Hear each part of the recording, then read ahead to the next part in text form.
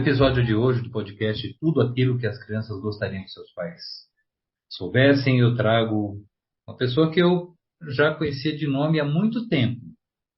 E recentemente eu tive essa grata surpresa de conhecê-lo pessoalmente e as expectativas foram mais do que superadas. Uma pessoa muito agradável, gosto muito do Lincoln.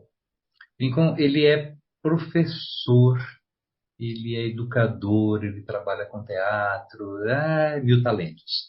E a gente vai ter a oportunidade de falar aqui sobre situações da linguagem da palavra. E antes de mais nada, eu já queria agradecer muito. Eu sei que a tua dinâmica diária é complicada. Eu sei que você trabalha, se vira bastante. E eu te agradeço muito pela participação. Muito obrigado. Bem-vindo. Grande José Carlos, eu que agradeço suas boas-vindas, agradeço quem está nos ouvindo agora, a esse convite tão honroso, tão bonito, de poder falar sobre a linguagem aqui no seu espaço. Depois também de um encontro tão profícuo que tivemos, né? Em que rapidamente o interesse pela profundidade de tantos temas que envolvem a saúde humana, de repente desemboca também na linguagem. Eu amo a linguagem, acho que ela é capaz de curar, é capaz de transformar. Então, eu que tenho que agradecer essa grande oportunidade de estar aqui com você hoje e sua generosidade com a sua apresentação, né? Muito obrigado. É verdadeiro. Lincoln, já vou colocar você no fogo, né? Porque a ideia também é colocar o entrevistado aqui no fogo. No fogo no bom sentido. Vamos lá, vamos queimar. Você fala de linguagem, né? Então, a gente percebe hoje, e eu não quero também ficar num lamento, né? Porque às vezes, né, o nosso público fala muito com os pais sobre adolescência, sobre crianças em geral, né? A gente trabalha um pouco com isso. E às vezes existe uma fala que é muito assim, né? Ai, mas que mundo é hoje? Com um derrotismo, com uma dificuldade. Eu nunca gosto muito de enveredar por isso, porque eu penso numa questão prática, né? Esse mundo cruel ou não é o mundo que vivemos, né? Tem uma crueldade? Tem, mas tem uma possibilidade de mudança, de esperança, né? Então estamos aqui. E fala-se muito assim, puxa vida, o jovem, a criança hoje não lê, né? Tal. E aí fica sempre esse desestímulo, como se fosse uma situação assim já, digamos assim, olha, favas contadas, né? Não dá mais para mudar, porque eles não leem, eles não têm estímulo, tal. E eu acho que esse conformismo é muito deletério, é muito negativo, né? Eu sou bastante chato em relação a isso, no sentido de não me conformar com isso. Você que é um mestre disso, você que trabalha com jovens, e eu vi uma coisa muito bacana que você fez nesse curso que tivemos a oportunidade de trabalhar juntos, sobre esse estímulo, né, de fazer com que essa provocação, uma provocação muito positiva, no sentido de vamos fazer uma poesia, né, uma coisa tão inusitada, né, tão assim, nossa, poesia, eu nem sou poeta, tal, mas essa provocação positiva que eu acho maravilhosa. Você acha que isso ainda dá? Essa é a minha pergunta. Fiz essa preleção para te perguntar isso. Você acha que isso ainda é possível na nossa atualidade, na nossa contemporaneidade? Por exemplo, provocar e estimular a leitura e a linguagem nas crianças e nos jovens? Você já começou muito bem, hein, doutor José Carlos? Talvez já lhe deu a pergunta da minha vida. É isso que me fez chegar a essa área de estudo, a escolher dentre tantas outras formações que eu tinha e, de fato, objetivar a minha vocação em torno da palavra, da escrita, da falada também, né? Obviamente que eu acredito que sim, senão eu não estaria fazendo o que eu estou fazendo, né? E talvez para te responder com relação a esse derrotismo, com relação à língua, né? Eu posso dar até uma resposta fisiológica, né, José Carlos? A gente não vai deixar de falar nunca. E eu carrego sempre essa imagem comigo, que ao contrário de outros seres desse planeta aqui, que usam a boca, por exemplo, para se alimentar ou para emitir alertas, né? E outros agora, com essa onda recente de respeito, né? Especialmente os animais domésticos, já estão entendendo isso, que os bichos estão se comunicando, por exemplo, né? Então, eu acho que o ser humano ele realmente não usa a boca só para comer, ele usa a boca para se comunicar. E se ele tem essa faculdade de se comunicar, é porque tem um outro. Senão ele se comunicaria sozinho, não precisaria abrir a boca para falar. Ele vai sempre se comunicar e expressar sonoramente suas intenções com o seu aparelho fonador, porque tem um outro para escutar. E só esse gesto para mim já é uma imagem imensa do altruísmo que carrega o gesto da fala. E se eu me dedico com amor a esse gesto, de respeitar essa intenção, nossa, então a minha essência humana altruísta reside na minha fala. É quase que impossível, então, eu me renegar ou eu fechar os olhos para a importância da tarefa de amar as palavras que saem da minha boca ou as palavras que saem das minhas mãos escrevendo, né? E eu me dedico a isso, a tentar inspirar com que outras pessoas também cheguem nessa proposição, né? Então, quando a gente, por exemplo, pensa num bebê, né? Começa a entrar na sua área agora. Me interrompa quando você quiser, tá, José Carlos? Mas eu penso num bebê, penso numa criança pequena que está observando tudo há tanto tempo, né, Zé? Está observando há tanto tempo antes de falar. Está com aqueles olhinhos ligados, está mamando, está sentindo o balanço da mãe no colo, do pai, está escutando os bichos ao redor. E de repente ela escolhe, porque eu acho que tem uma dimensão de escolha aí também, tá? Não é só evolutivo. Ela escolhe, tá bom, quero participar dessa conversa. E ela emite seus primeiros sons, né? E ao emitir esses primeiros sons, começa a perceber que ela é entendida e começa a ver a felicidade das pessoas ao seu redor entendendo-a. Você consegue imaginar qual é o frescor disso que cada ser humano tem a cada nascimento que acontece nesse planeta? E aí quem está ao redor dessa criança recebe essa palavra pura, nascendo, surgindo. Podemos talvez aqui ou em outro momento explorar da onde vem esse ímpeto, né? Eu tenho as minhas convicções sobre isso. Mas se esse adulto que está ao redor entende o amor com que esses primeiros sons aparecem e continua exercendo isso junto dessa criança, amando falar do jeito dela, amando falar rimado com a criança. Que criança que não gosta de falar rimado, né? Ou que criança que não gosta de escutar a porta pipocando pelo porrete, sei lá. São as palavras que me vieram agora, todas com P, né?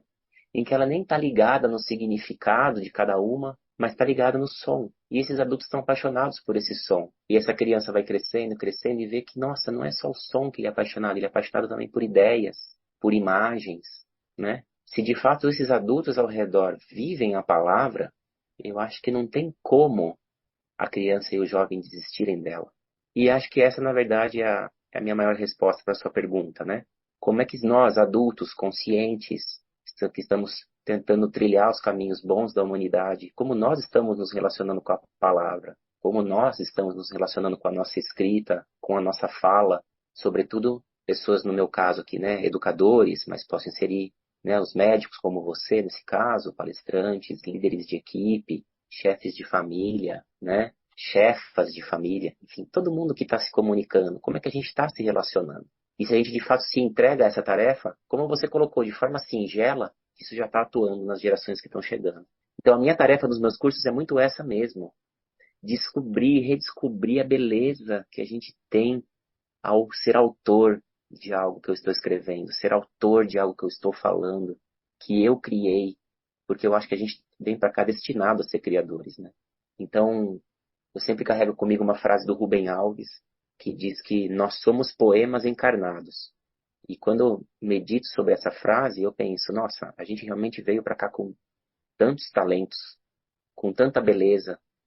E aí, às vezes, talvez por causa da educação de casa, da educação da escola, a gente é soterrado e acha que não. E isso fica lá, adormecido. Não, poesia é para o Neruda, poesia é para Cecília Meirelles. E não, qualquer um consegue rimar ão com ão, qualquer um consegue rimar ar com ar, mas precisa ter essa coragem, né, de se lançar, resgatar essa coragem de se lançar. E aí, Zé, talvez queria completar essa primeira pergunta sua com uma imagem que uma vez me veio num curso, para você ver a profundidade com que uma criança pode trazer uma palavra no mundo, tá? Vamos ver se o pessoal que está ouvindo acompanha. Muito bem, eu já fui pai 3 vezes, sou pai da Anitta, de 10 anos, sou pai do Francisco, de 8, e do Joaquim, de 5. Gosto sempre de falar deles porque eles me permitem estar aqui agora também, tenho que agradecer, né?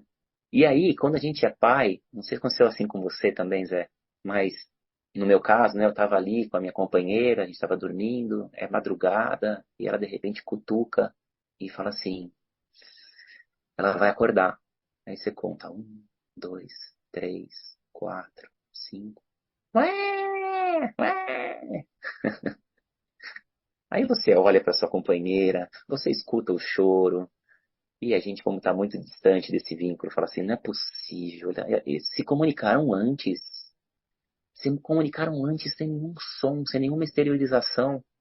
Como pode isso acontecer, né? Muito bem. Aí o tempo caminha um pouco e a gente começa a testemunhar coisas desse tipo. Ué, ué. Olha, vai lá, isso é fome. Traz ela para mim.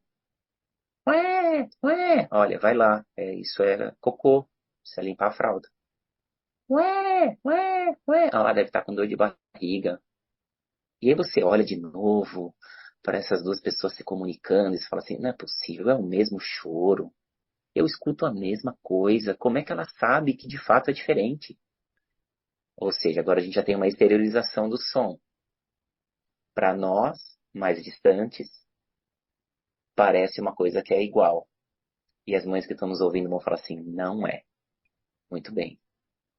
E aí a coisa caminha um pouco mais adiante e eu brinco que surge a primeira palavra, que vocês vão pensar aí agora que é mamãe, mas a primeira palavra que eu me lembro dos meus filhos dizerem, quando estavam me olhando assim, mal se mexendo ainda na cama, é olhar bem no fundo dos meus olhos e falar assim, "Gu, gu, gu". Então eu brinco que a primeira palavra na verdade é angu, né? É a minha brincadeira já intelectualizando o som angu, né? E aí eu comecei a pensar, Zé, que quando essa criança está olhando nos seus olhos e fazendo esse primeiro sonzinho, na verdade, ela já está olhando para você com tanta sabedoria e te comunicando assim: papai, mamãe, para eu viver aqui eu preciso eu preciso engolir. Se eu engulo, meu corpo fica aqui. E esse som nunca mais volta. Você, mamãe e papai que estão ouvindo, sabem o que eu estou dizendo. Esse som nunca mais volta. Você pode fazer angu, como eu estou fazendo agora, mas é um angu que já está bem no meio da boca já. Esse angu está lá nas profundezas da garganta, assim. Mas ela já está dizendo, eu consigo estar aqui, eu engulo. E aí os balbuciais continuam, continuam, continuam. E de repente, um pouco mais adiante, se começa a escutar assim. Mamã, mimi, mamã, mamã, mamã, mamã. E aí essa criança olhando nos seus olhos e fazendo esse mamã, tá te dizendo assim, olha, eu descobri que para eu viver aqui eu engulo. Mas vem daí o meu engolir, do mamã, vem do meu mamar, vem desse leite que eu recebo. Olha, então é porque eu mamã que eu angu. Que incrível quando a criança está dizendo isso para nós. Olha o caminho e quantos meses se passam para isso acontecer. E quando finalmente chega, então, o que a gente costuma dizer que é a primeira palavra, mamãe, isso já é uma evolução intelectual tão imensa do ponto de vista da palavra, porque é como a criança agora dizendo assim, nos olhos desses seres tão especiais que são as mães. Agora eu entendi tudo. Para eu existir, eu tenho que angar. Esse angar vem do mamã. E você que me dá isso. O seu próprio corpo. Você é a mamãe. Aquela sem a qual eu não conseguiria ter existido aqui até agora. O nosso mamãe, que já é uma palavra bastante cheia de significado, né? Ou seja, é uma palavra já intelectualizada, carrega esse sabor do gesto constante do mamar, desse nasal bonito, que é o sentir na palavra, o an, e já está escondido dentro dela lá atrás, os primórdios do angu. Toda criança passa por isso. Toda criança passa por esse desvendar saudável do amor que uma palavra é capaz de ser pronunciada no mundo. Então, se cada um que está ouvindo aqui, cada uma que está ouvindo pensar assim, nossa, depois dessa, nunca mais vou falar mamãe de outro jeito. Se a gente fizer esse tipo de mergulho em cada palavra do nosso vocabulário, refletir sobre elas, decidir amá-las, que criança e que jovem não vai conseguir amá-las? Então, esse é um pouco da minha missão de vida, Zé. É assim que eu gostaria de responder essa sua primeira pergunta. Você já deu um mergulho maravilhoso, mas é isso mesmo, né? Porque eu concordo, evidentemente, com isso tudo que você falou, né? Eu observo isso já há tantos e tantos anos, né? Que eu trabalho com criança. Aí um pouco aquela coisa dos conceitos, né? Que no começo todas as crianças falam a mesma língua, né? Aqui no Japão, é a mesma língua, né? Esse balbuciar, esse início, né? Dessa relação arquetípica, dessa relação humana, é igual. Depois, com o passar do tempo, né? Vai introduzindo essa linguagem materna, né? Essa linguagem. Então, no começo somos todos cosmopolitas, depois a gente começa a ter uma identidade. E é muito bonito isso é muito bacana, tal. Agora, para trazer um pouco de problematização, né?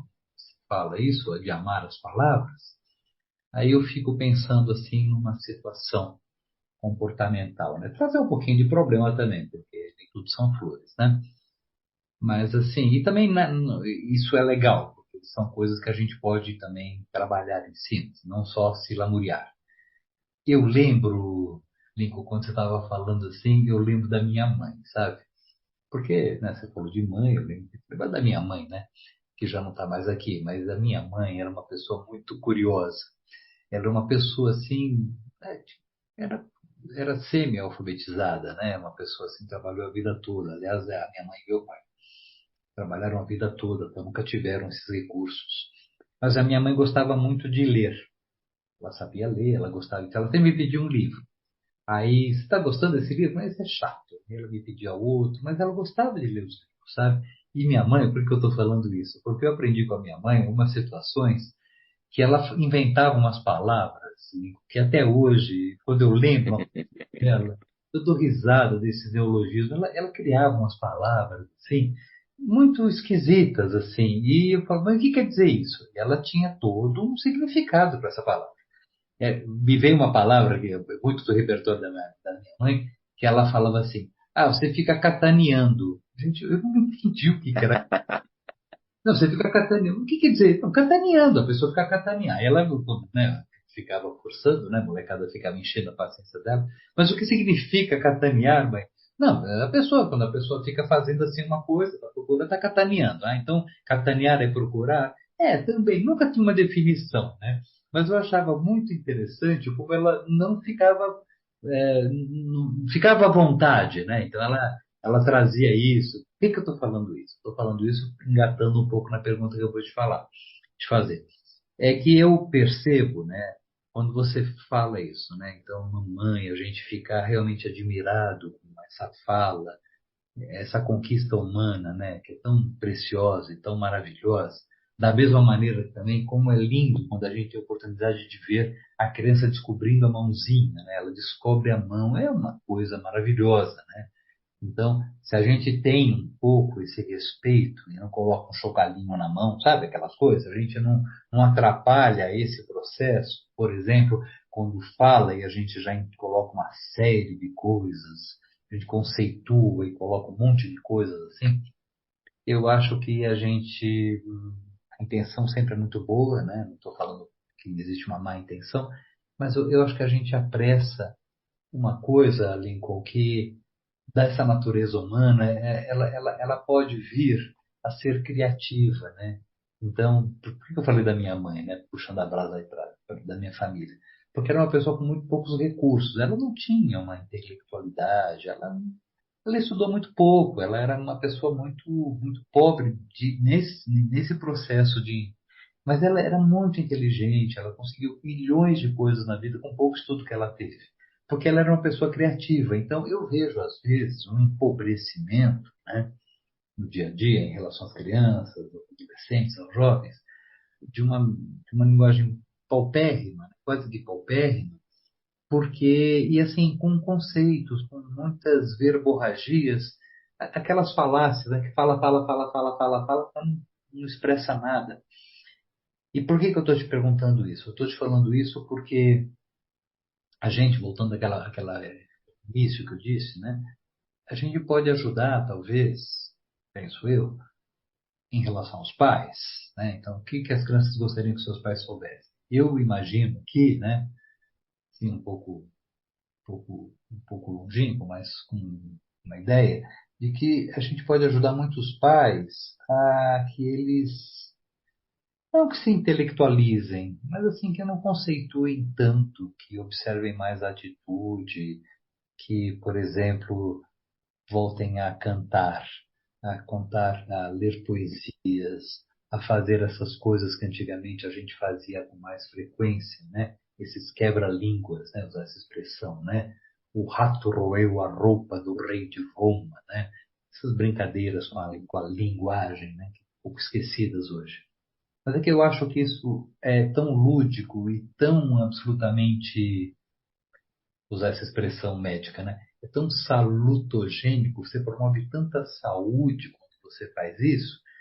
Eu acho isso muito mais producente, do meu ponto de vista, do que uma conceituação, do que de repente explicar, e de repente a gente já imprimir uma série de coisas, né? De já dar conceitos muito precocemente. E acho que a gente tira um pouco essa vivacidade, essa criatividade, esse processo tão vitalizante que já nasce, mas ele, às vezes ele fenece muito precoce. Você concorda com isso? Você que trabalha com as crianças, com os adolescentes aí, você acha que eu estou sendo exagerado ou você vê isso também? Concordo em gênero, número e grau, Zé. E explico, né? Talvez buscando de um outro lado, né? Você fez todo um raciocínio vindo da sua mãe, e não só de uma certa tranquilidade, mas num prazer de brincar e inventar as palavras, né? E eu vou tentar olhar agora o movimento contrário, que é o que a educação recente nos trouxe, né? E agora estou falando por mim, sobretudo, tá? Não posso dizer sobre todo mundo que está ouvindo, mas eu tenho já uma consciência muito clara que eu recebi um excesso de intelectualização na minha educação. Em geral, é isso que estamos recebendo de estímulos, né? Em geral, ainda vemos muitas escolas buscando o conteúdo intelectual necessário para avançar e depois poder passar nos concursos, né? Em vez de fato de explorar outros setores da vida humana que tem a ver também com os sentimentos das pessoas e também com as suas atitudes, suas ações de fato no mundo, né? Trocando em miúdos, respondo bem às minhas provas e isso me faz ser um bom cidadão. Então, por que que eu estou trazendo um olhar tão crítico agora? Porque quando a gente vem de um tipo de educação assim, a gente aprende a estar perfeito e pronto primeiro, para depois agir. Se não está pronto e perfeito primeiro, não sou digno de agir. Melhor que outros mais prontos e prontas que eu ajam, né? Prefiro que tal grande orador que eu conheço fale no meu lugar, em vez de eu assumir a fala, por exemplo, diante da minha equipe de trabalho. Prefiro contratar um, né? E isso acho que em todas as áreas, essa é a minha reflexão, né? E, infelizmente, eu não fui ensinado na minha escola a trocar um chuveiro. Então, meu primeiro ímpeto, quando queima o meu chuveiro, embora eu já saiba fazê-lo, porque a vida me trouxe a experiência depois, mas meu primeiro ímpeto ainda é, nossa, preciso chamar um eletricista. E óbvio que o eletricista tem muito mais talento que eu para fazer isso melhor. Mas para trocar a resistência do chuveiro, eu acho que eu posso dar conta, né? Então, talvez com essa imagem eu queria já começar a te responder, né? Às vezes eu acho que falar bem, escrever bem é para quem estudou, é para quem fez faculdade, é para quem já é poeta, é para quem domina. Eu não. Eu talvez possa dar o play.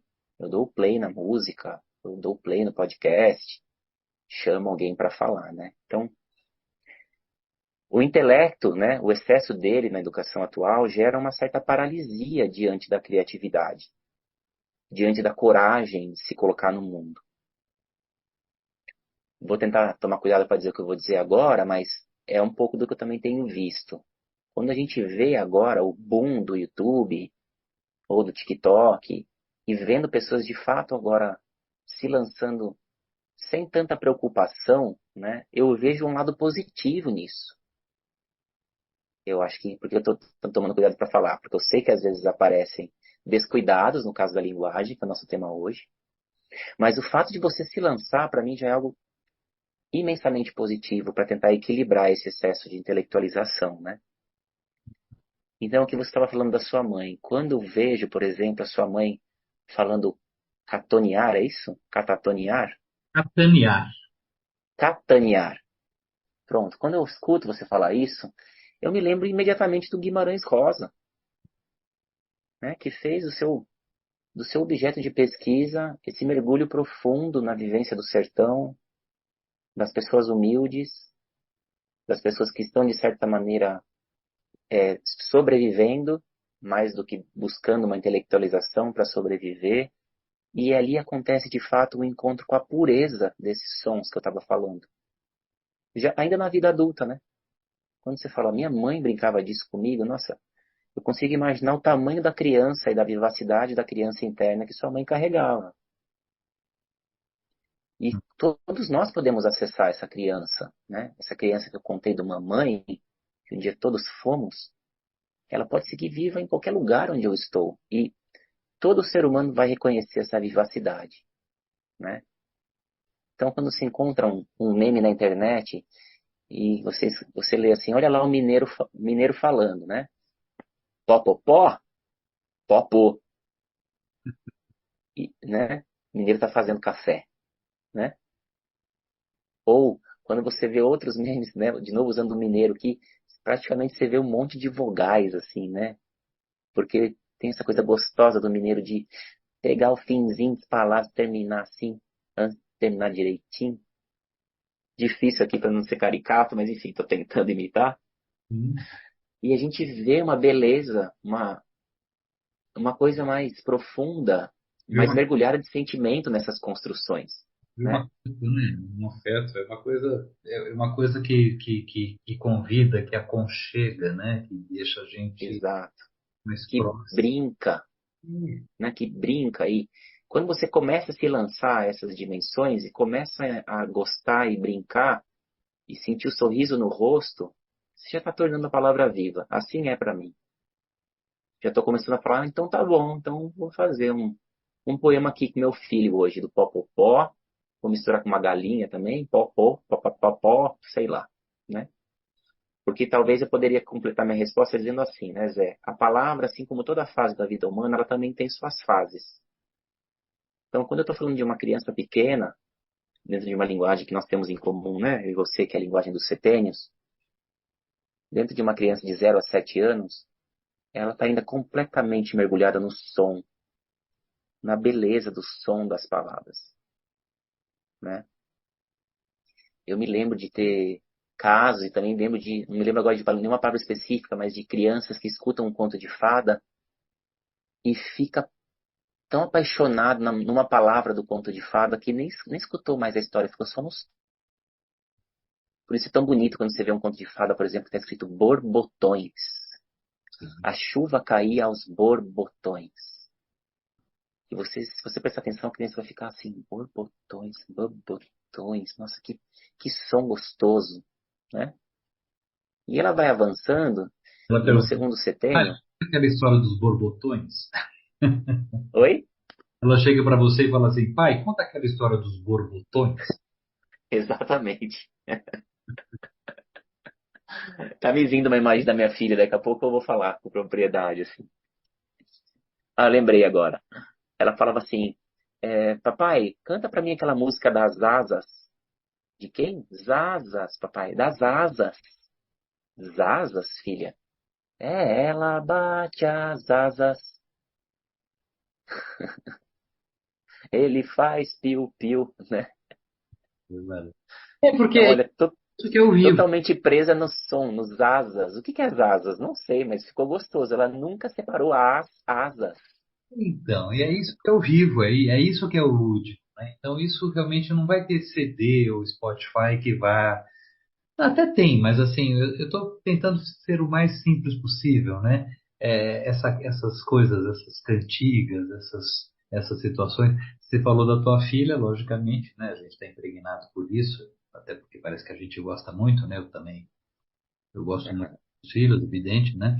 Mas eu lembro de um dos meus filhos, né? Que ele falava assim: a gente vai no Parque Vira Lobos. Ele achava que virava lobo, né? Então era na fantasia da cabecinha dele, lá naquela época, era o parque Vira-Lobos, que virava lobo, né? Então ele tinha toda uma coisa assim de achar o Vira-Lobos.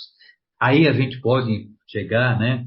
Aí tô sendo crítico, né? Não, não é o Vira-Lobos, é o Vira-Lobos. Aí eu conto toda a história do Vira-Lobos, né? Tal, o que é interessante, Aham. bacana, mas é que às vezes fica um pouco disfuncional, porque a gente a palavra não sei se é boa, mas eu gosto dessa palavra, a gente solapa, né? A gente fecha, a gente meio que Isso. fecha a criatividade, aí perde a riqueza, né? Perde a grande possibilidade, né? E voltando àquela história da minha mãe, quando ela falava catanear, eu achava sempre muito engraçado, porque a gente pedia explicação, mas é uma explicação de adolescente ficava picaçando, né? Ficava estimulando, ficava dando risada, querendo, talvez naquela coisa do adolescente, eu acho que tinha uma certa crueldade quando eu falava isso para minha mãe, uma soberba, né?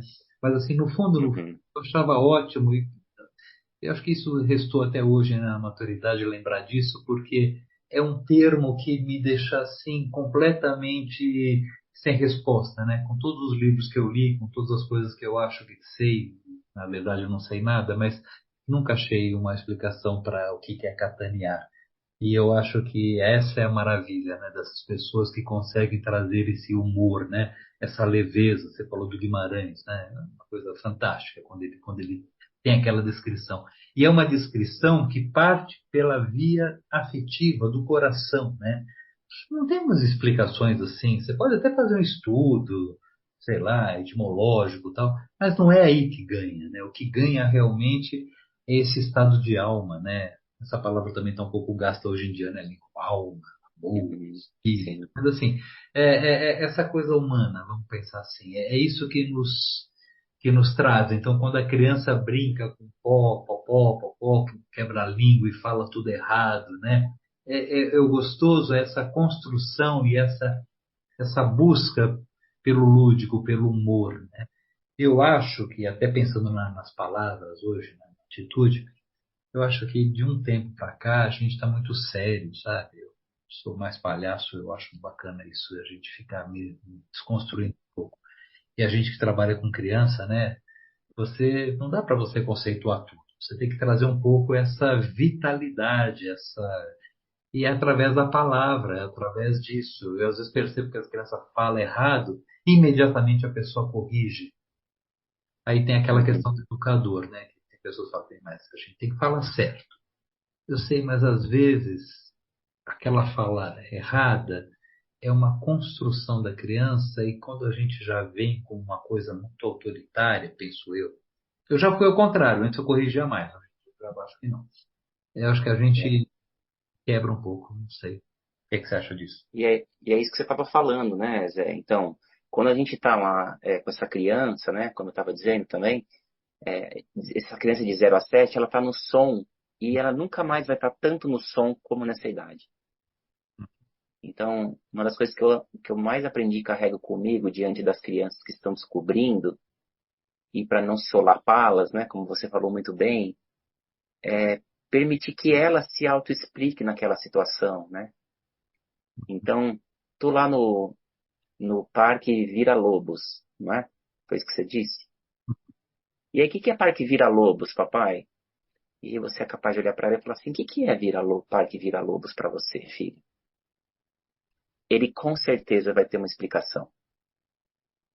Não sei se os lobos ficam ali, depois se viram e vão embora, né? E aí a gente tem a consciência de que para aquela idade tá super bem ela ter essa resposta, essa autorresposta.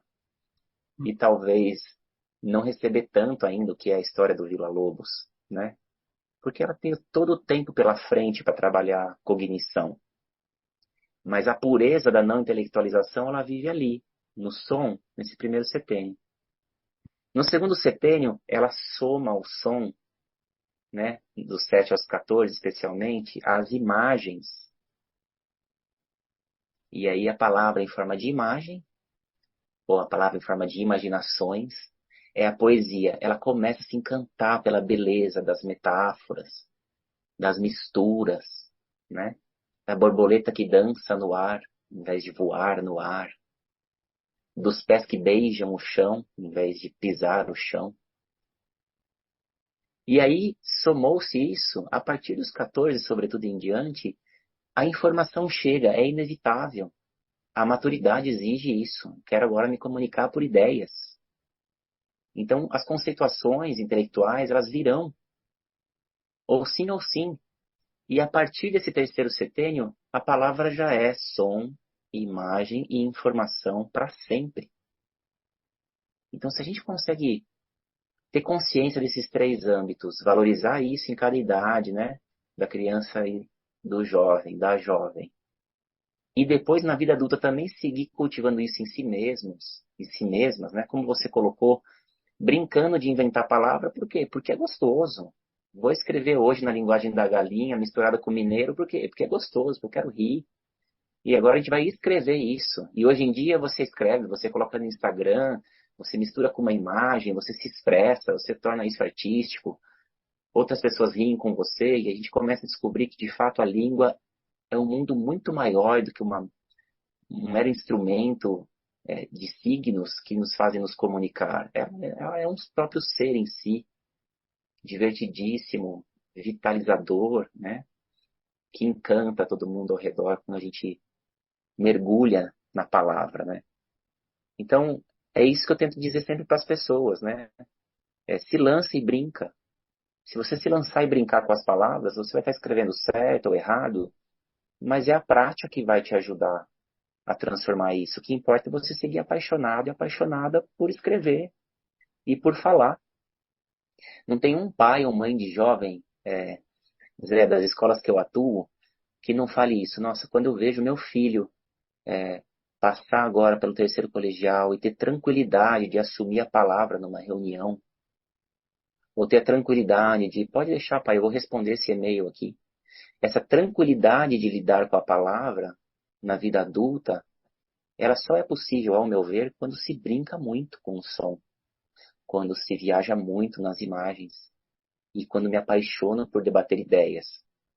E soma tudo isso dentro da minha humanidade ao redor da palavra. E aí, a gente volta de novo na sua primeira pergunta, né? Se a gente faz isso de forma natural, é, de uma forma ativa, assume isso como um compromisso, acho que o ser humano é destinado a amar a palavra. Não tem como voltar atrás, né? E aí você falou de corrigir a criança, né?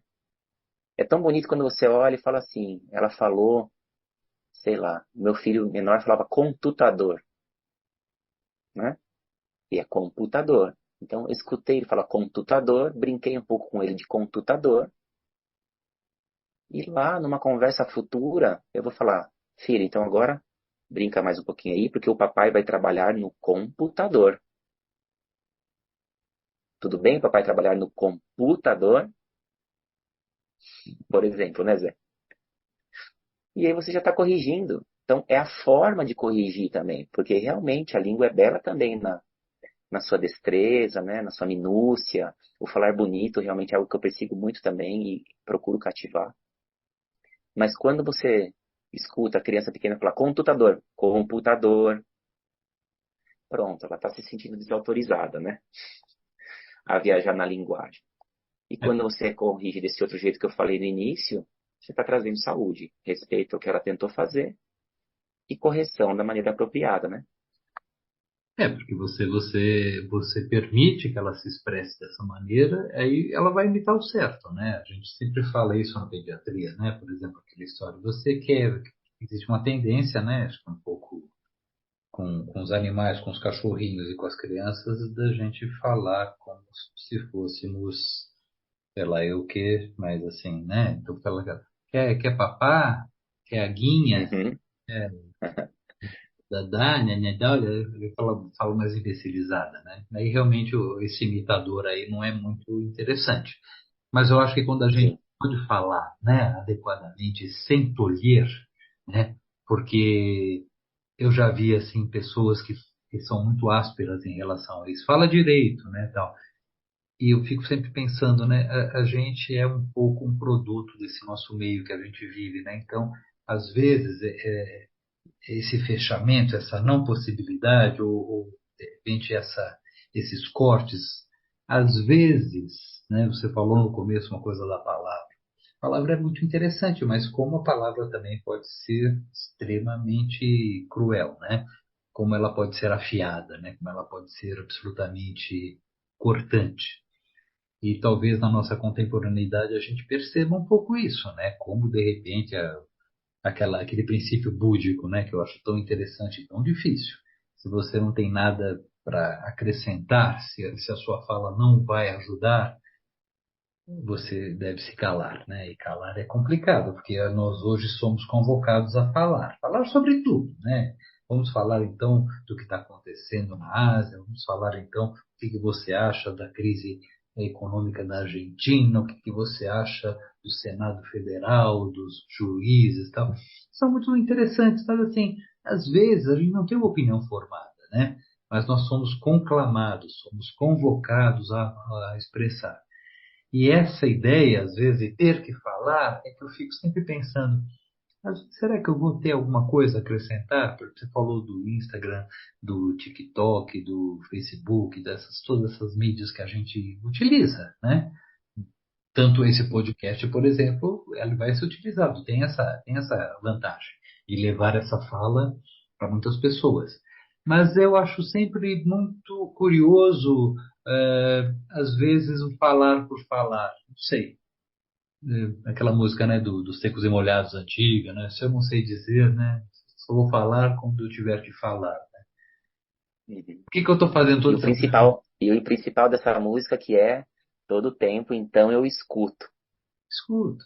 E depois fala. Então, Todo tempo, esse é o balanço da música, né? então, acho que é por aí também. De repente, não é reinventar a roda, né? Às vezes, poxa, mas isso daí, na educação doméstica básica, tudo, né? Isso é tão. É, porque eu acho que são valores, né? Você falou aí uma coisa das cantigas, você falou aqui na nossa conversa aqui, eu que nós falamos juntos aí, sobre esses trava-línguas, essas coisas mais gostosas, essas brincadeiras, assim, com a linguagem, né? Que eu acho que isso traz uma dimensão tão.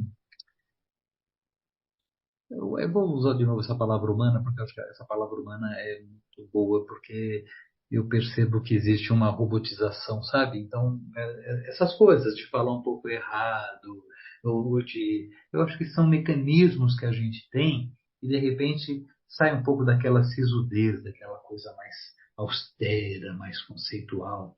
E eu fiz toda essa Uhum. conversaiada toda, Lincoln, para te perguntar uma coisa que é um pouco a minha panorâmica dentro do consultório, que existe uma procura muito grande, né, pelas escolas bilíngues, né? Escolas bilíngues desde muito cedo, né? Existem escolas assim que oferecem essa possibilidade. Eu não estou querendo falar mal, mas eu estou querendo só trazer um pouco à baila essa ideia. Você como educador, né? Você acha que desde muito cedo as escolas bilíngues já tem crianças que já na educação infantil já começam a falar duas línguas, né? Isso aí tem algum prejuízo? Você acha isso interessante? Já pensou sobre isso? Essa é uma pergunta muito boa, né, Zé? E talvez a gente possa conectar com essa verborragia, esse excesso de informação que a gente estava comentando agora há pouco, né? Então, também para me expressar melhor, né, que eu estava dizendo, quando eu mencionei, né, a possibilidade hoje em dia tão, tão fácil nesse sentido, né, de poder me expressar no YouTube, no TikTok, no Instagram, né? Obviamente, eu estava dizendo isso com essa consciência de amor pela palavra e com o que de fato eu quero expressar, né? essa reflexão interior do que de fato eu preciso expor. E, de novo, trazer o Rubem Alves presente, né? Ele sempre dizia que o mundo precisa de menos aulas de oratória e mais aulas de escutatória. E quando de fato eu estou escutando, e eu tenho carregado isso comigo também, que escutar de fato é o melhor presente que você pode dar para alguém. Quando você está escutando, você está considerando de fato o outro. E quando você está escutando, mas de fato só está esperando a sua hora de falar, você está querendo, na verdade, se colocar por cima, né? E quando eu de fato escuto, eu consigo entender com quem eu estou lidando mesmo. Estou observando, né? Então, eu escuto uma criança pequena falar, estou escutando, escutei bem, eu consegui respirar, escutar como é que eu consigo brincar com ela e depois, de uma maneira leve, porque ela é uma criança, corrigir, né? Quero papar. Ah, você quer papar, filha? Então tá bom. Papar. Vamos almoçar. Posso falar algo assim, né? Eu estou corrigindo de uma maneira leve. Ou quando eu estou vendo uma criança inventando um poema, como eu falei agora há pouco, escutar, valorizar isso e conseguir responder de uma maneira rimada, por exemplo, né? Uma imagem rápida, Zé, da criança. Uma última vez que eu fui para Uberlândia fazer um trabalho, eu entrei numa escola e essa coisa de entrar dentro de um jardim de infância como adulto, para mim é um ato sagrado, né? Porque aquele ambiente é deles e delas e tem um adulto, vestido de adulto, né? E eu sou da linguagem, né? Então, eu entro dentro de um jardim de infância ultimamente, foi o que aconteceu lá, e falo assim, olá, como você está? Vai comer vatapá? Aqui ou acolá? E eu fico me comunicando assim com as crianças. Olha, em questão de minutos tem alguém me abraçando. É impressionante, assim. Parece que tem alguém falando assim com você, né? Olhando nos seus olhos, falando assim, nossa, obrigado, você está falando a minha língua. Você está me escutando, né? Enfim, assim por diante. Quando um jovem também quer se comunicar, eu de fato estou escutando, né? Para poder responder na medida certa, na quantidade correta, né? Então, eu fiz esse preâmbulo todo para chegar na sua pergunta, né? Do bilinguismo. A minha resposta vai sempre estar ao redor do que você pratica, Zé, na sua vida, com o corpo físico. E é o que eu procuro fazer na minha vida com o corpo da linguagem, que é a saúde. Existe saúde em como essa criança está desfrutando desse bilinguismo? Se existe saúde, se existe essa escuta, se existe esse respeito, provavelmente isso pode ser bom. Se isso não está saudável, ou seja, está muito escolarizado, por exemplo, está tenso para a criança, ela sabe que vai para a escola e tem que falar outra língua e isso, então não está saudável. Se ela fica nervosa, se ela fica angustiada, né? Então acho que esse seria meu primeiro ponto de observação. Como é a maneira? Para mim o mundo cada vez mais vai caminhar para isso, né? A gente está no mundo do Google em que é o quê, né? Agora a gente vai ter que aprender o que a gente faz com esse o quê, a maneira como a gente transmite as coisas que o Google agora dá de bandeja para nós, por exemplo, né? É porque Então esse é um ponto, tem que estar bem claro pode também. falar. Não, eu só falando em cima do que você está falando, eu acho que tem que perceber realmente essa questão da saúde, né? E também é, algumas perguntas assim que, embora sejam desagradáveis, né? Quando os pais me perguntam isso, eu sempre pergunto, né? Dou uma devolutiva nesse aspecto, né? Qual a sua expectativa? Qual a sua proposta em relação? Isso. E tem um modismo, né? Acho que também existe um modismo, né? E existe uma referência narcísica muito intensa, né? Porque tem aquela história, né? Meu filho sabe que dog é cachorro, seu filho não sabe disso. Uhum. Então, tem uma competição, tem uma coisa que é muito forte nisso, e é sempre um pouco aquela história, né? Que a gente também pode também fugir muito disso, mas assim, essa referência narcísica que a gente projeta nas crianças, a gente está querendo, na verdade, agradar essa nossa criança interna, né? De repente é um pouco isso. Bom, eu não sei falar inglês, mas o meu filho, ele vai aprender a falar Uhum. inglês, o que é interessante, entre aspas, né? Mas assim, é Uhum. sempre aquela perguntinha anterior. Ele vai estar precisando falar inglês agora, com 3, 4 anos? É uma questão. Uhum. De repente o pai é, sei lá, mineiro e a mãe é gaúcha, né? Ah, um dia a gente vai para os Estados Unidos, tal. Ok, tudo bem, mas não é muito cedo para preparar isso? Será que... E até porque as crianças pegam isso, né, super rápido, né? Bom, não sei. Uhum. São situações. É, E eu estou falando isso e não é uma crítica, que absurdo, não. Acho que é o que você falou, na verdade. A gente tem que ver. Isso não é uma panaceia e também não é uma crítica, porque é absurdo, tal. Mas até que ponto, né, essa linguagem, por exemplo, ela vai ter um, sei lá, o emissor, ele vai estar falando direitinho as palavras, tal, vai aprender a falar dog, cat, não sei o quê, e sempre pergunta, né, o que que eu faço com isso? O que que eu faço com isso? Ah, é bom ele saber, né? e, E, e aí entra a segunda parte da minha resposta, né, Zé? Quando eu estou pensando no dog, estou pensando no cachorro, né? Isso é tranquilo para mim? Eu agora vou falar por mim, tá? Eu venho a imagem de um cachorro na minha cabeça. Eu falo cachorro, é a primeira imagem que me vem. uhum, Eu não fui um aluno bilíngue, né? uhum, Então, como é imaginar, e aí gostaria muito de, talvez, quem sabe um dia você chama um especialista por aqui para eu também escutar, e imaginar que quando vem a imagem de um cachorro na cabeça, aparece duas palavras. Não sei se imediatamente, não sei se revezando, mas aparece dog e cachorro, juntas. O quanto isso orienta ou desorienta?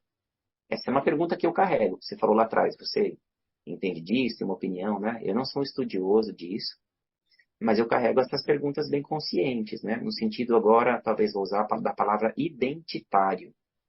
uhum, No sentido identitário, como é a base sobre a língua, né? Que uma criança se constrói, é melhor que ela de fato se sinta segura sobre a sua língua materna, se sinta identitário com ela, se sinta amando-a e falando, tudo bem, aqui é o meu porto seguro. E sim, meu pai brinca da língua do A comigo. Haja nas amas camar pastel, né? Hoje nós vamos comer pastel. Só que a gente está falando na língua do A, que gostoso, brinquei da língua do A. E hoje a gente vai falar assim, ó. Today we gonna eat. Não sei falar pastel em inglês, né? Ah, e aí ela vai te imitar e falar, today we gonna eat, e brincou e continuou. Eu vejo isso super saudável, sabe, Zé? uhum, uhum. Agora, é isso, de novo, tá sendo muito exigido, tem alguma coisa errada, né? Então, colocaria nesses dois polos a minha resposta para finalizar. Então, o primeiro, como eu já disse, ou seja, está saudável, existe saúde. E o segundo existe estrutura identitária tranquila para suportar essa bifunção linguística dentro de si. E aí acho que tem uma discussão muito grande a respeito desse tema, né? Não sou especialista, mas são perguntas que eu carrego, né? Mas aí quando tem essa coisa saudável, é que vai para o lúdico, né? Então a gente, novamente, a gente pensa na idade da criança, nessa questão lúdica, nessa questão que pode ser uma grande brincadeira, né? Porque quando tem essa Uhum, formalização, e algumas escolas que eu conheço, elas são muito formais nesse aspecto, né? Aí eu acho que fica uma coisa muito tosca, sabe? Tosca mesmo, né? Essa é a palavra, porque você tira toda a possibilidade de. E você pode criar uma grande aversão. Então, às vezes, é aquela coisa, né? A gente brinca aqui nas escolas Waldorf, uma brincadeira, uma provocação. Todo professor de alemão sofre um bocado, né? Porque é uma língua mais difícil, uhum, sabe? Se ele não souber levar aquilo, as crianças odeiam o alemão, mas se ele levar de uma maneira lúdica, trazer algumas coisas, então a criança, né? Porque também tem uma idade para começar a aprender alemão nessas escolas, né? Que a ideia não é a criança sair de lá falando alemão, lendo Goethe em alemão, mas é que ela pode trabalhar essa questão da cultura, desse outra sonoridade, que é muito bacana. Então, sabe que eu tenho uma, uma história muito curiosa, né? Se você me permite, eu vou falar rapidinho. Eu atendi uma vez uma criança, né? Já faz alguns anos, alguns, muitos anos, inclusive. E estava com 7 anos, 7 anos, e ele era. E os pais ficavam muito orgulhosos que ele estava numa escolinha de inglês, ele sabia. Então, não chegou já. E ele tinha uma dificuldade. A ideia de procurar a consulta é porque ele não tinha limite, era uma criança muito complicada. O social dele era muito perturbado nas escolas, no lugar dele, porque ele era danado. Bom, então esse menino chegou já falando assim, a primeira coisa assim, você sabe o que quer dizer dog? Dog, o que que é dog? Cachorro, ele se exibindo para mim. Aí falou cachorro, gato, papagaio, falou um monte de coisa, tal e coisa. E eu falei, e como é que é porco-espinho? Aí ele ficou quieto, né? Tal. Mas aí ele começou a falar um monte de palavras, tal. E aquela situação, né? O que que eu faço, tal? Porque o meu objetivo era tentar mostrar, e os pais, assim, totalmente, assim, muito empavonados, né? Com toda razão, né? Porque, nossa, sabe falar tudo, né? Tá desbancando, o médico nem sabe essas coisas. A gente se faz um pouco de tonto, né? Com criança tem que fazer um pouco de tonto, né? Nossa, que coisa incrível. Mas como é que faz? Aí foi um determinado momento que eu falei assim, né? Eu falei, mas você sabe, eu estudei mandarim. Sabe o que é mandarim? É uma língua que tem, mas eu estudei mandarim num templo budista lá no Tibete. Ele me olhando, o que esse cara tá falando. Aí eu falei assim, eu vou falar uma palavra, você vai dizer, anhonhá, anhonhá. Ficou me olhando com aquele olho esbugalhado. Então, eu estou falando aqui para você, como é que você está passando hoje? Aí ele só me olhando, né? Eu falei, e aí, vou continuar falando então em mandarim, né? Anhao, ah, eu estou dizendo agora assim, e o que que você vai fazer hoje, mais tarde? E o moleque só me olhando, só me olhando. Né? Ele estava falando que tem um pouco essa coisa para falar para os pais, né? Um pouco essa ideia dessa. Quando existe uma horizontalidade nas relações, né? Quando os pais ficam muito horizontalizados em relação à criança, nesse aspecto específico ali, eles ficavam muito reféns do filho, né? O filho realmente fazia, acontecia, e ele recebia a palavra não é bonita, mas ele recebia uma munição, ele era muito munido desse poder, desse empoderamento todo, tal. E eu queria mostrar para eles que tem que ter uma certa hierarquia, né, tal. E eu quis falar assim, olha, tudo bem, você sabe falar todas essas coisas em inglês, mas assim, mandarim eu sei falar, tá? Então, talvez um dia você vai saber falar mais com mais propriedade de mandarim do que eu, mas por enquanto, né, tem que ter que fazer assim. Bom, e marcamos um retorno, isso foi inesquecível para mim. Lógico que a primeira palavra que ele falou para mim foi porco-espinho. Ele falou, sei lá, como é que chama porco-espinho? Eu falei, nossa, para falar assim, tá vendo? Eu sei o que é porco-espinho e tudo, mas eu falei assim, mas você ainda não sabe mandarim, né? Uhum.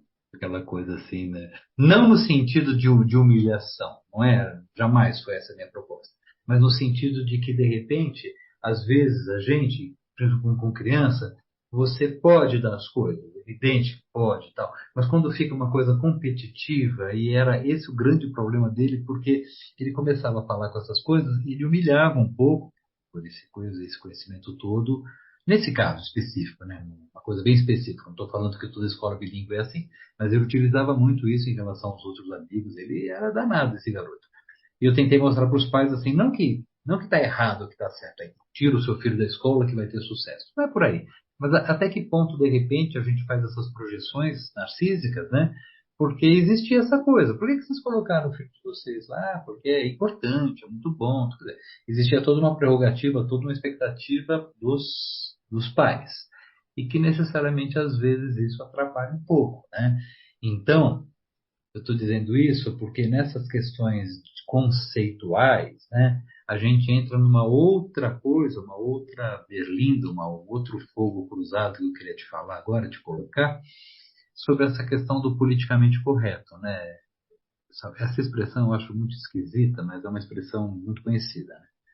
Hoje em dia, o politicamente correto, né? O que pode ser falado, o que não pode ser falado, essas situações muito difíceis que a gente vivencia na nossa vida, né? A gente que dá palestra, a gente que fala, às vezes medir um pouco as palavras por conta de que elas podem ter um uso equivocado. Realmente muitas são, são, são equivocadas, são deslizes que a gente faz, a gente tem que começar a reaprender a usar alguns termos, isso é é muito importante mesmo, eu concordo absolutamente com isso, mas como às vezes fica uma patrulha ideológica muito difícil, Lincoln.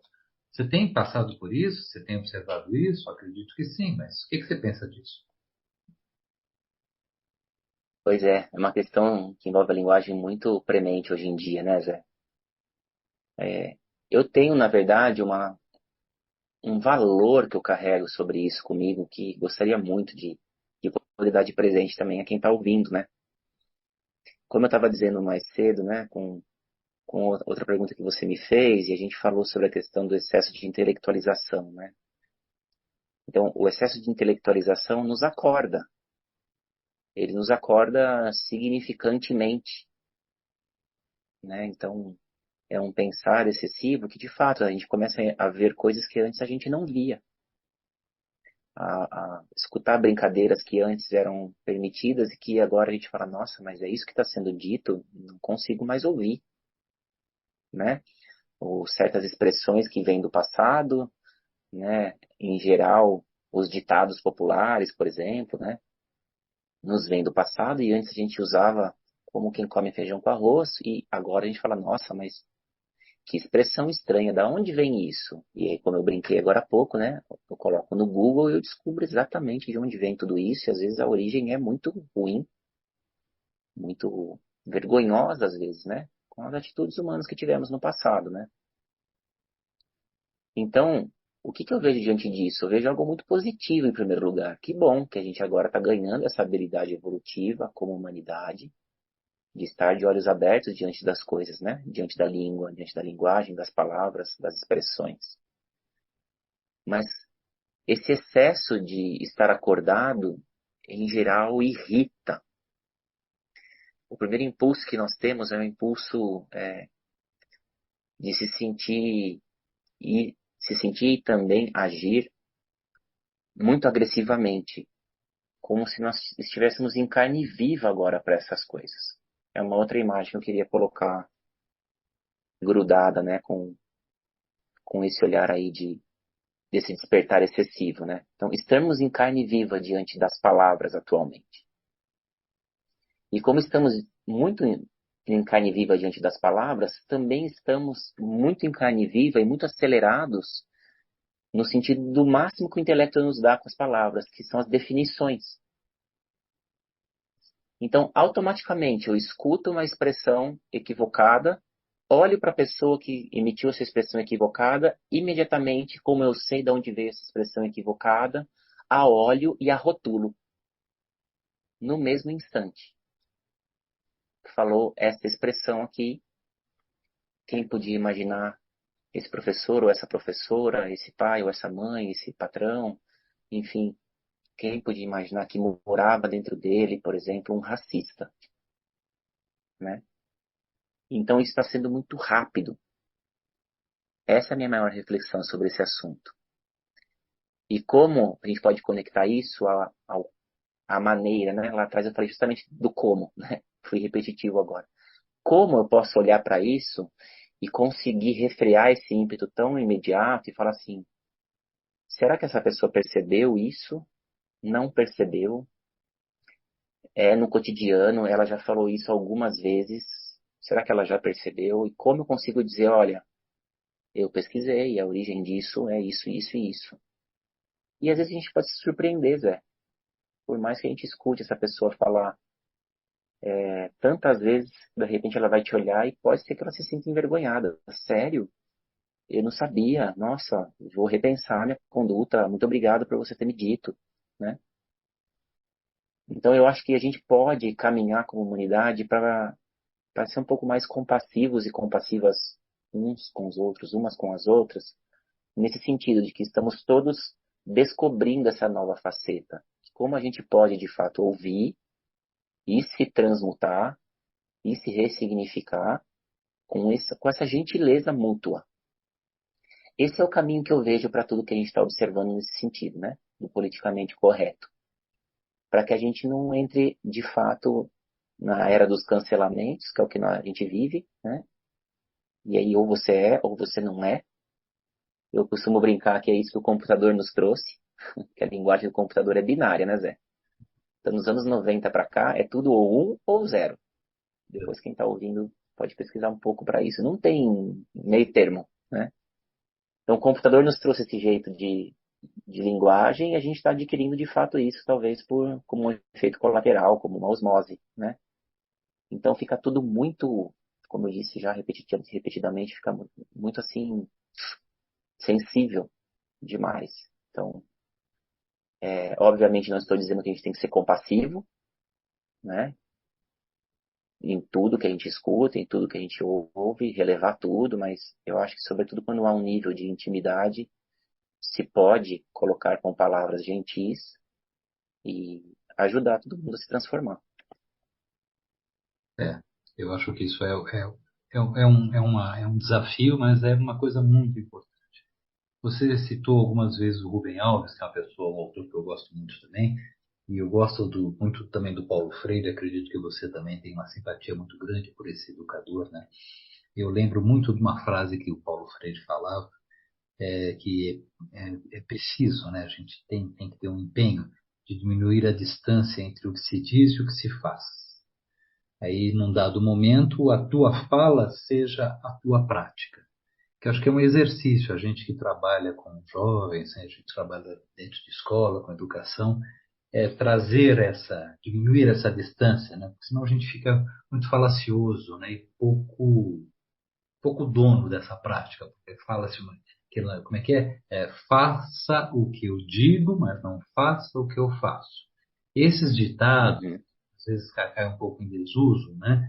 Mas assim, eles têm uma, uma sabedoria, né? Porque são coisas da vida, né? Da vida prática, né? E eu acho que a gente precisa talvez repensar um pouco. No fundo, né, Lincoln, a gente falou aqui até então de coisas assim que, nossa, mas eu já sabia disso. Sim, saber, a gente sabe disso e de muitas outras coisas. Vivenciar o que a gente sabe é um pouquinho mais difícil, né? Você falou as Exato. crianças e tal. Sim, todo mundo sabe disso. Ah, que novidade tem do Go, Go e tal. Sim, a gente percebe isso. Eu tive filhos e tal. Sim, mas assim, você percebeu? Uma coisa é você ver, outra coisa é você perceber. A gente ouve muito, mas será que a gente escuta, né? Então, são detalhes da linguagem que a gente precisa, às vezes, decodificar, né? A gente precisa tomar um certo cuidado. E só citar um outro autor aqui, que eu acho que você conhece também, é evidente, é uma pessoa que eu gosto muito, o Paulo Leminski, né? Ele fala assim, aquilo que não sai para fora explode por dentro. Como também é importante a gente tomar cuidado com o que se fala também, mas como é importante a gente falar, né? Eu que vivo do que eu falo, né? É a palavra, né? Eu tento entender o que está por trás da palavra, né? Não é só o que a pessoa fala, mas o que ela quis dizer com a fala. Você fala muita coisa, mas por que você disse isso, né? Então, você começar a destrinchar, né? Essa palavra que eu gosto muito. E você vai destrinchando, você vai tentando entender isso. E você também, você trabalha com a palavra o tempo todo, né? E para ficar uma coisa mais viva, né? Essa palavra viva que você trabalha tanto aí na poesia, Uhum. essas brincadeiras com sons, com as consoantes, com as vogais, né? A língua do P, lembra da língua do P que se usava muito? Hoje em dia parece que Aham. esquecimento. Então, mas de novo, eu lembro quando era criança, então aproveita que você lembra, você tem uma consciência, você tem uma lembrança disso, esse rememorar, né? Essa coisa de voltar a contar histórias, voltar a desligar um pouco a televisão e vamos fazer uma brincadeira de mímica, vai. Você está falando de fala e você fala fazer a mímica, mas porque você traz uma criatividade, traz eu acho isso muito legal. A gente teve a oportunidade de conversar aí nesse nosso encontro, né? Que lembrei daquela brincadeira do Tibita, né? Nossa, eu lembro do Tibita, coisa de molecada. Molecada na época da faculdade, né? Não tinha tantas coisas de computador. A gente se reunia e brincava de Tibita. Olha que coisa mais louca. Mas assim, que traz um conforto, né? Traz um conforto na nossa alma, traz um conforto. Eu acho que a gente precisa exercer isso com as nossas crianças. E eu Você sei falou uma coisa muito importante agora, Zé. Desculpa, te interrompi? que Você falou uma coisa muito importante agora, que talvez a gente possa só ligar com o Leminski que você trouxe, que foi tão bonito, né? Só para talvez deixar uma amarração bem clara com o seu Tibita e o Leminski. O excesso de intelectualização no nosso falar vai gerar todo esse olhar desperto e vai gerar uma enorme sede de razão em todas as comunicações. E isso é uma tendência mesmo, até que a gente consiga transmutar para o lugar da escuta, né? Então, quando você fala assim, poxa, o brincar com a palavra é um jeito natural de eu encontrar mais compaixão e relevar mais as disputas verborrágicas nas quais eu entro, inclusive conectadas com o assunto do politicamente correto que você mencionou, né? Talvez para deixar um pouco mais claro, que valor eu carrego dentro de mim que é maior do que de fato eu ganhar ou perder nessa batalha comunicativa, né?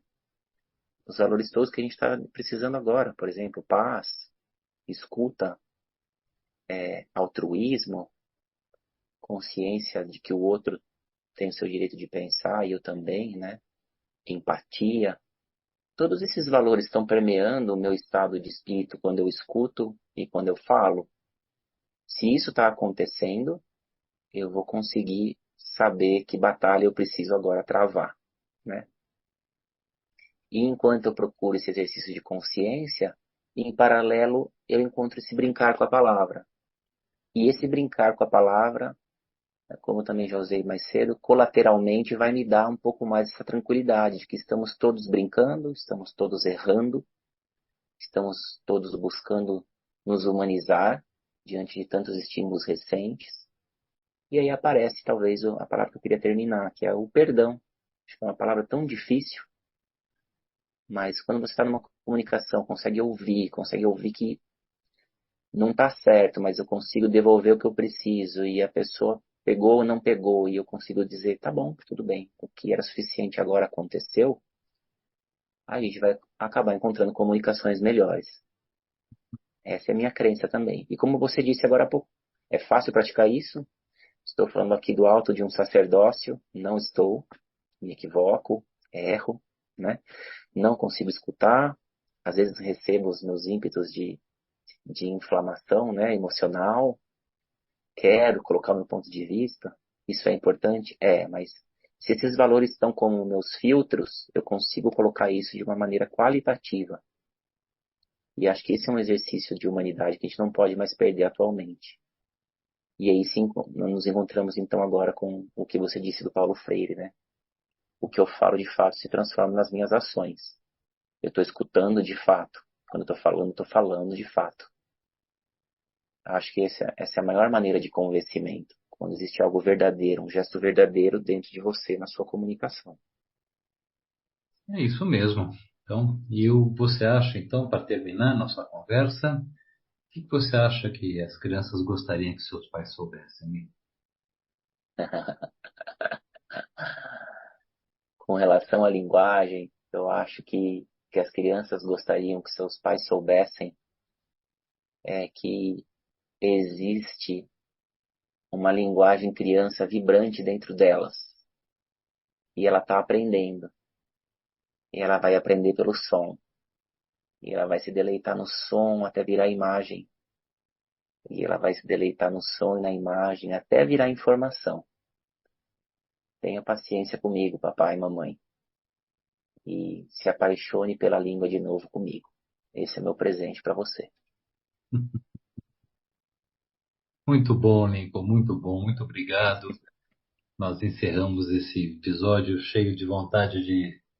Bom, eu já gosto de ler, mas assim, eu não vou deixar de ler hoje. Eu voltar a pegar o livro do Rubem Alves, que eu fiquei inspirado, que era uma pessoa. Porque eu acho que é isso, né? Eu acho que é essa coisa que anima, né? Que traz a alma, né? Que rejuvenesce, né? Isso é maravilhoso. Então, Lincoln, eu te agradeço muitíssimo a tua colaboração. Eu espero que as pessoas que tenham ouvido, eu acredito que vão se apaixonar também um pouco, como você. Você é um entusiasta, mas você é um entusiasta com o pé no chão, que é muito bacana, não é uma coisa assim inalcançável. Não, né? Acho que é isso que é o que torna você uma pessoa tão querida e tão disputada aí nas escolas, mas é porque você junta duas situações, né? Você tem uma fala amorosa, que eu acho importante, e uma fala equilibrada, e uma fala assim também sem pedantismo, né? Sem convencimento, né? É isso, eu estou tentando e é por aí, eu estou experimentando, está funcionando, ou às vezes eu caio do cavalo, né? Como você falando assim, mas assim, o mais importante é que você faz a coisa ficar viva. Então, eu te agradeço muitíssimo, né? Eu sei que hoje foi um dia pesado para você, mas te agradeço por ficar até agora comigo conversando e eu tenho certeza que as pessoas gostaram. Querido, muito obrigado. Querido Zé Carlos, eu que agradeço demais a oportunidade, como eu disse no início, louvar essa sua iniciativa de fato, caminhar na sua prática com uma saúde tão ampliada como essa que você busca. Para mim é uma honra o espaço que você está dando dentro do seu ambiente de saúde, saúde médica, falar da linguagem como uma ferramenta de cura, de transformação, de vitalização. Então, só te desejar que seu caminho seja luminoso assim, que você continue sendo também essa pessoa gentil, que abraça os talentos ao seu redor e, enfim, vinda longa aos seus projetos, amigo. Mais uma vez, muito obrigado pelo teu convite. Eu que agradeço. Bom, hoje terminamos então mais um episódio do podcast Tudo Aquilo que as crianças gostariam que seus pais soubessem, trazendo hoje o professor Lincoln Guaci, e que trouxe esse incentivo à linguagem, vamos dizer assim. Se você gostou, se coloque o seu comentário. Se você tiver alguma ideia, fazer alguma pergunta, pode colocar, que a gente vai tentar responder. E se tiver algum tema, uma sugestão para um próximo episódio, por favor, deixe no link da bio. Um abraço, a gente se encontra numa próxima oportunidade com mais um episódio de tudo aquilo que as crianças gostariam que seus pais soubessem. Grande abraço a todos, muito obrigado, Link, obrigado a todos.